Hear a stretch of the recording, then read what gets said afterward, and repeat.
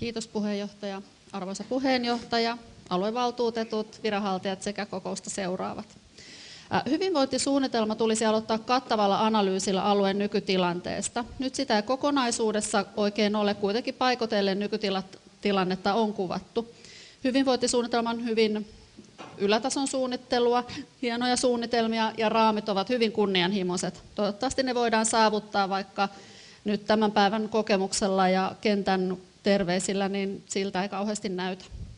Haluaisin esittää teknisen muutoksen tekstiin, jos puheenjohtaja sallii. Hyvinvointisuunnitelman sivu 71,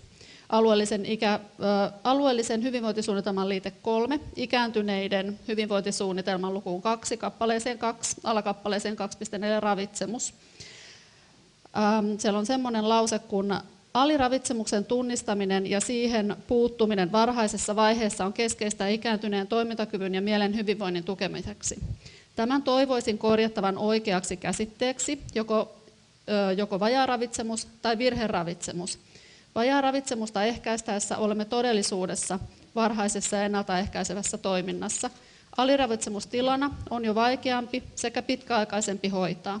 Toimenpiteenä hyvinvointialueella on toteutettu vajaaravitsemuksen tunnistamista sekä lautakunnan kokouksessa olemme puhuneet vajaaravitsemuksesta, joten oletan tämän ollen vain kirjoitusvirheen. Tarkennuksena hyvinvointisuunnitelman oikea termi olisi siis virheravitsemus.